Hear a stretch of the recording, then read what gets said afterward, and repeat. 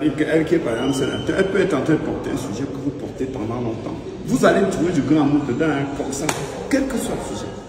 Et si vous portez le sujet de l'immobilier au Cameroun, il est tellement vaste que même en 3 ans, vous n'aurez pas fini de le régler.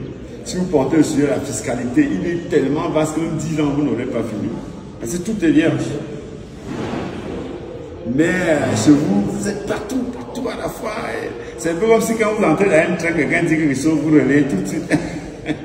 Et là, ça devient pour moi la communication, je ne sais pas moi, même vie de rue aussi, ça ne fait pas souvent.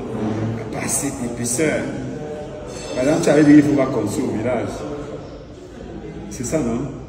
Tu as écrit un truc, tu as fait un post, tu as dit qu'il faut pas construire au village. Si tu as dit ça, tu aurais dit non. Comment? La volonté de réussir.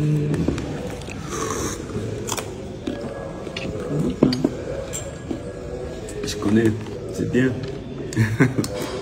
Viens faire l'offre à Dove, la gestion de vente.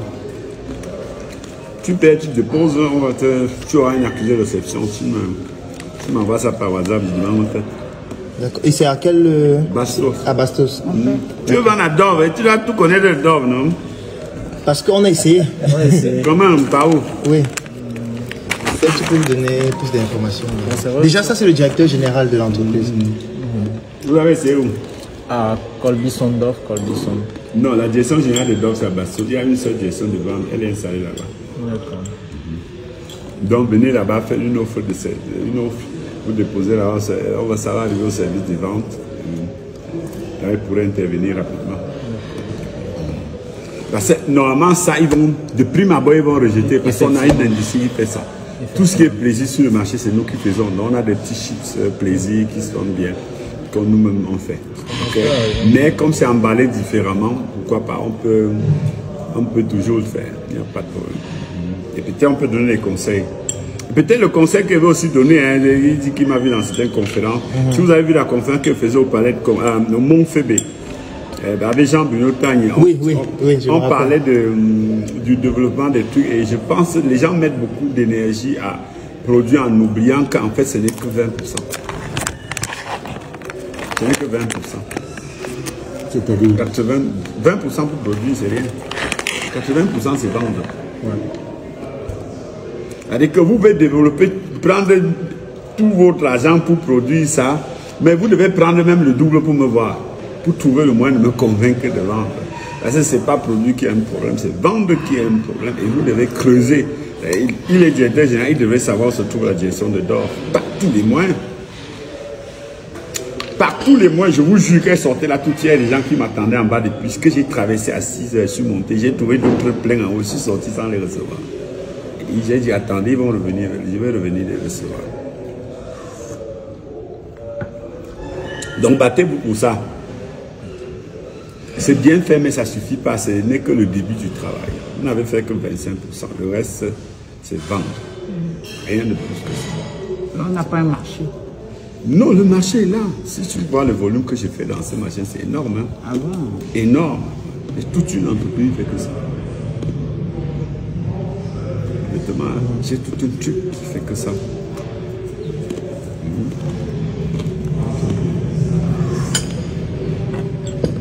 Et vous pouvez pousser ça jusqu'à beaucoup d'autres choses. C'est un métier qui est nouveau ici. Hein. Ces petits apéros-là, à la fois nous avons plein de choses qu'on peut transformer en ça. On fait des arachides dans ça, les plantains, les machins, les patates, les machins, pour obtenir le même résultat. C'est pas seulement la banane, non, le plantain, non, plein de choses, les caramels, les machins. Okay. Il faut travailler dans ça. On a fait, là, ce n'est que 25%. Maintenant, battez-vous pour déposer ça dans les rayons. Pas pour avoir l'argent, hein, pour que ça entre. Oui, d'abord, principalement. Donc, on va déposer à beaucoup de challenges. On va déposer à Danemark. Oui, pourquoi pas. Mais les challenges peuvent être lesquels?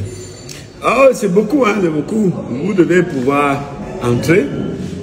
Vous devez avoir le bon de commande, vous devez livrer, vous devez vous assurer que vous avez la place au rayon, vous devez vous assurer que vous avez l'argent, Et que dès que vous avez l'argent, il faut vous avoir le bon de commande encore. Si quelqu'un vous paye, vous donne pas le bon de commande, vous refusez l'argent.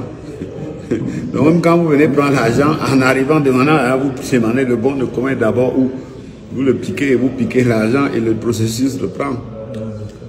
Je veux dire, avant tout ça, il faut connaître d'abord le marché, parce que vous devrez savoir qui fait dans ça.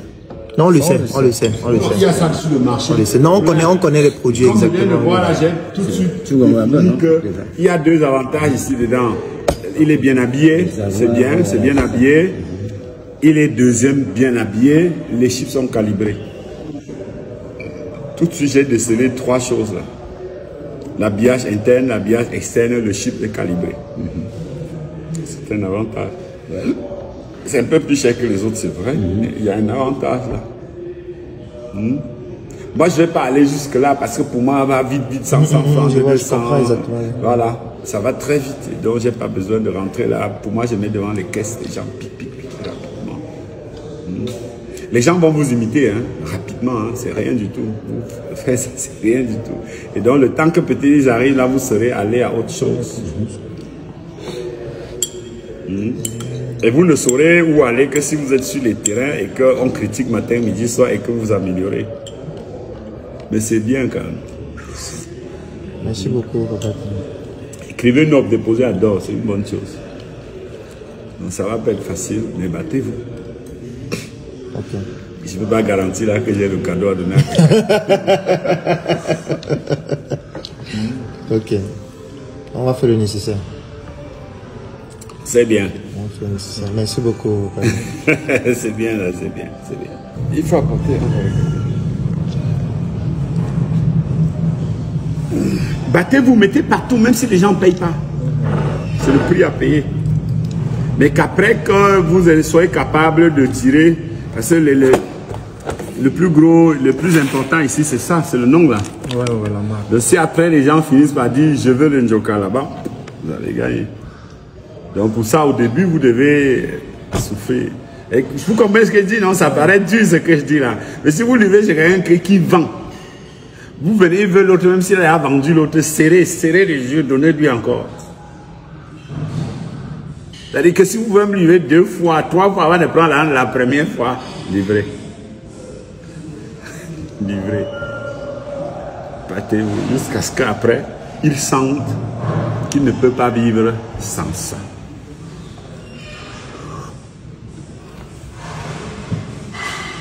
Et là, il va vous payer parce que vous serez capable de couper.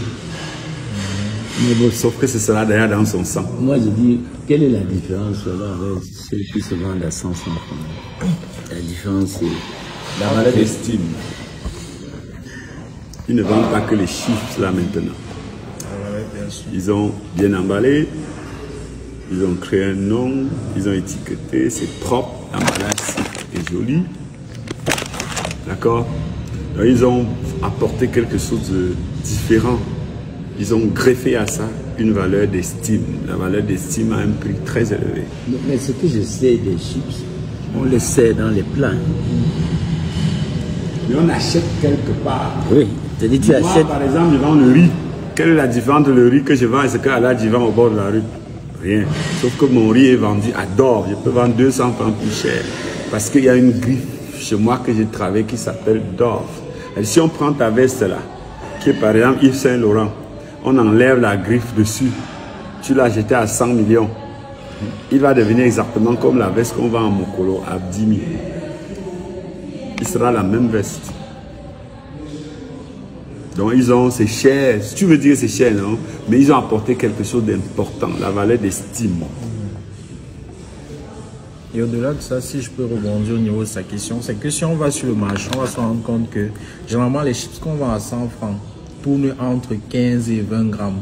Donc logiquement, lorsqu'on a un paquet qui fait 250 grammes et qui coûte 1500, nous sommes approximativement dans le même prix que ce qu'on vend au quartier. Je suis tout à fait d'accord.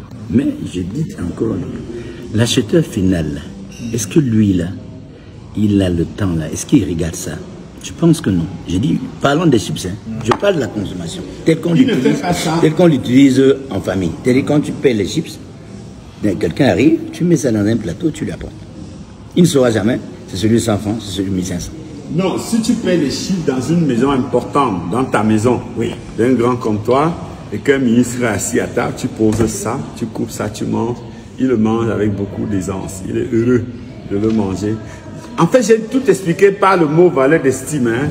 Oui, donc, c'est pas, il ne s'adresse pas là. Mais quand je prends l'habitude, ce qui se passe habituellement, c'est que il sera difficile qu'on amène ça à table dans ce paquet. C'est très difficile. Moi, je vais prendre un élément. Si c'était une bouteille, je comprendrais.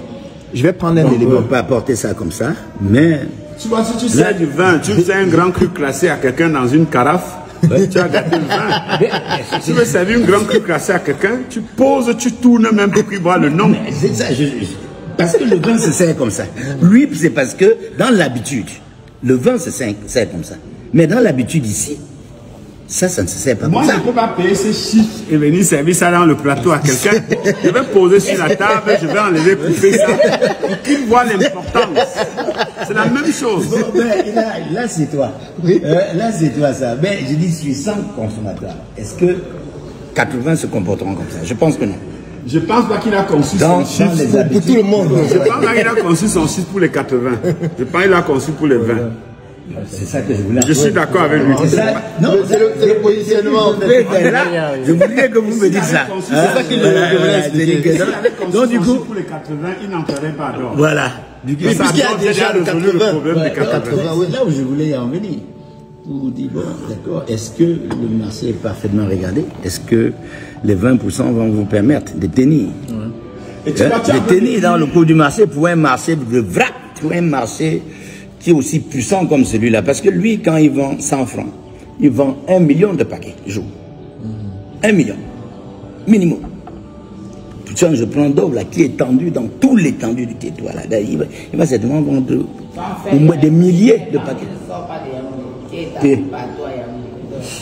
Bon, ce que je veux te dire, c'est que tu es en train de poser la question sur tu es en train de développer le premier sujet qu'on a développé tout à l'heure, et dans lequel j'ai conclu en disant que je relativise. Si tu leur demandes de faire cette analyse-là, et en se focalisant sur les 20-80, donc offrir à 80% des clients, te battre pour développer les 20% de ce qui te rapporte 80% de là où je voulais aussi, tu vas pas avancer. Là, je voulais aussi venir. Quand je vois ça c'est sorti de ce paquet. Je constate également que le Njoka, ce paquet-ci, là maintenant, qu'est-ce qui sert? Quelle est la plus-value qu'il apporte ici? Pour cet emballage qui est super, comme ça, qui est déjà tellement bien, comme ça. Qu'est-ce que lui, là, il apporte? Il protège le produit, il fait quoi là? Cet emballage il veut mettre ça dans un rayon. Ouais. Disons, voici un rayon, pose le produit là, ce que tu as la main et tu poses celui-ci, tu vois celui qui tient. Ça se présentera comme ça. Est-ce qu'on peut le lire? Comparativement à ce qui est déjà existant, même cet emballage faisait l'affaire. Donc, je demande, est-ce qu'on peut le lire? Parce que je dis encore, celui-ci, il ajoute quoi là-dessus? Il ajoute beaucoup. Quoi? Le voilà, il est posé. Il ajoute quoi au contraire? Quand je classe mon rayon, tu peux même le supprimer pour rattraper un peu le prix du marché et le vendre comme ça. Non, il ne peut pas. Regarde, quand je vais me classer dans mon rayon, bon, tu as l'avantage là que c'est mon domaine. Quand je vais classer dans mon rayon et que je vais faire par exemple un alignement, disons si je suis un petit commerçant qui fait l'alignement horizontal, je vais le placer comme ça plein. Et donc tout le monde qui passe le voit. Si je fais un alignement vertical, je vais le prendre 60 cm, je balaye jusqu'au fond, même dans une tête de gondole qu'il aurait payé chez moi. Et tout le monde va retenir ce nom. Et quand j'ai parlé de valeur d'estime tout à l'heure, la valeur d'estime n'a pas un lien avec le produit lui-même. La valeur d'estime a le lien avec la présentation. J'ai parlé de la griffe. Tu vois un peu. Là, si tu enlèves, si tu avais la griffe, ça, on est tous d'accord. Ta baisse paie 80% de sa valeur. Que vous allez vers un marché très très effilé. Vers votre part qui sera strictement effilé. Dans un contexte où il y a des produits de la même qualité qui coûtent trop moins cher. Peut-être ce que je peux ajouter, c'est le fait que... il faut que vous soyez... Comme Papa Taniela dit, la valeur d'estime peut s'étendre sur d'autres produits. vous êtes d'accord avec moi que dans 6 mois, on peut sortir un qui est tout petit, mais qui va s'appeler Njoka, oui, bien sûr. Et qui aura la même valeur de ça, je dis beaucoup en fait, de c'est choses. ce que je suis en vous train pouvez de développer voir. beaucoup de choses à côté. Donc, c'est une question de positionnement. Mais vous avez choisi d'entrer un peu par le haut. Bon. Et l'autre aspect aussi. Ouais, là, je veux dire. L'autre aspect aussi. J'irai brutalement. Et j'ai aussi envie de dire, le produit il est distribué à l'étranger. Oui. Et du coup, à l'étranger, en termes de positionnement, celui-ci nous permet de mieux le parce que positionner. quand j'ai regardé bien, Made in Africa, tout de suite j'ai compris que vous avez Exactement. une velléité d'expansion. Oui. Et l'autre chose, c'est que c'est presque un rupture. Absolument. Non, je comprends. Ça, je veux dire, il peut bien se positionner dans le monde. Ça, c'est clair. Merci. Merci beaucoup pour Made in Africa, j'espère que vous êtes rassuré que ça ne pose pas de problème parce que Made in Africa, c'est assez vague. Les normes vont vous taper là-dessus. Il y a également la norme. on a la norme camerounaise à côté. Ok. Oui, parce qu'à la NOI, ils nous ont exigé ça pour le certificat de conformité. Donc en banque, dans la zone du CEMAR, c'est obligatoire. Oui, Maintenant, c'est bien. vous allez vendre au Cameroun, mais je suis sûr quand vous allez arriver en Inde, par exemple, on va vous dire, aujourd'hui, les normes poussent jusqu'au champ. Wow. Donc, vous devez être capable de dire Made in Cameroun. Et la traçabilité du produit, la matière. On va jusqu'au champ. On va jusqu'à dire, on l'a cultivé dans telles conditions. C'est pour ça que vous avez vu les poulets étiquetés en Europe aujourd'hui. On dit qu'on les élevait en plein air, dans telle région, et ainsi de suite. Donc, Made in Africa, je suis certain que c'est un problème. Avec Made in Cameroun, n'ayez pas peur de ça. On s'est rattrapé ici. Comme le poivre de Penja. Oui, exactement, qui a un label. C'est Penja qui lui donne tout ça. Non, ils ont bien fait. Crois-moi. Non, je dis c'était un positionnement. Ils ont choisi un segment et vous êtes dans le segment. Il faut travailler là-dessus. C'est tout. Vous avez choisi le segment. Ouais, après, il y a plein de choses à faire dans le même domaine sur lequel je peux vous aider. Plein de choses. Est-ce qu'on peut avoir les bris, papa? Est-ce qu'on peut avoir les bris? Est-ce que papa t'a nous donner l'exclusivité? Non, je peux vous aider. Il y a plein de choses. Ça, c'est un apéritif. Si vous attaquez, par exemple, un marché comme le marché turc, voilà, demandez qu'on vous montre le marché des apéros en Turquie, c'est vaste. Et vous pouvez tricher. Je ne peux pas avoir la prétention de tout faire ou de savoir tout faire, donc je peux vendre les idées gratuitement. Et demandez, vous faites un tour en Turquie. Ouais, le marché des apéros là-bas, c'est très développé, tout est traditionnel. Tout est traditionnel ici, magnifique. Magnifique. C'est des noirs. Joka. Qu'est-ce que c'est? Joka, c'est la joie. Tu as déjà grandi au Moyen Central. Ça, c'est un mot de la rue. Hein? Ça vient de la rue. C'est bien. Nous, on avait fait un vin, on appelait Mimbo. C'est le pidgin. Ah, c'est la langue universelle. Non, moi, je pense que c'est important pour que la réflexion reste. Je veux qu'on tienne compte de ça. Parce que tu positionnes haut de gamme et tu donnes un nom bas de gamme. Ça, il faut voir le complexe, la complexité. C'est-à-dire que Njoka, c'est le marché central qu'on peut dire. Mais le positionnement n'est pas marché central. Mais après, c'est aussi culturel, c'est notre culture aussi qu'on exporte. D'accord.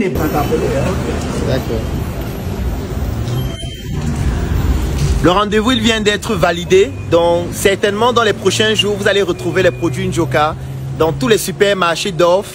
On a eu un échange magnifique avec Papa Tagne, qui est donc le président directeur général de ces supermarchés. Et rendez-vous très bientôt pour cette nouvelle actualité.